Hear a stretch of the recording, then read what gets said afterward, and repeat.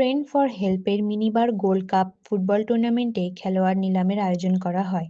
সংগঠনটির অষ্টম প্রতিষ্ঠাবার্ষিকী উপলক্ষে আজ রাত ৮টায় নিচু কলোনির মাঠ প্রাঙ্গণে আতশবাজি ও ফিতা কেটে ট্রফি উন্মোচনের মধ্য দিয়ে এই ব্যতিক্রমী আয়োজনের শুভ সূচনা করা হয়।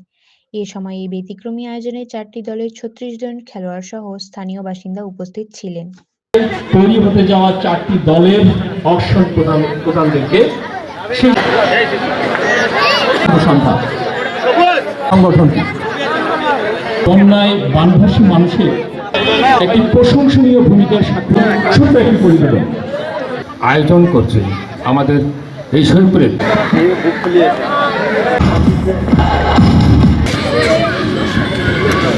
মেক বাই $40 60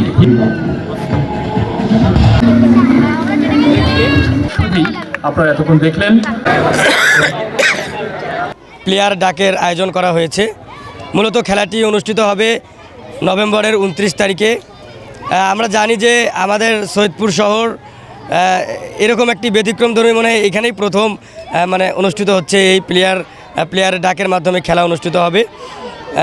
আমরা এই জন্য খুব আগ্রহ প্রকাশ করতেছি যে যারা এই আয়োজনটি করছে তাদেরকে আমরা সর্বোপরি অনেক ধন্যবাদের স্থানে রাখবো তাদেরকে, কারণ তারা তাদের মাদক থেকে যেন ছেলেরা ফিরে আসে, মাদককে না বলে খেলার দিকে যেন ছেলেরা যুবকরা এগিয়ে আসে, এই উদ্যোগে এই ফ্রেন্ডস ফর হেল্পের যারা আয়োজক কমিটি আছে তারা মূলত এই জন্যই শুধুমাত্র এই ব্যতিক্রমধর্মী অষ্টমতম বার্ষিকী পালনের জন্য এই একটি সুন্দর মনোরম একটি ফুটবল খেলার আয়োজন করেছে।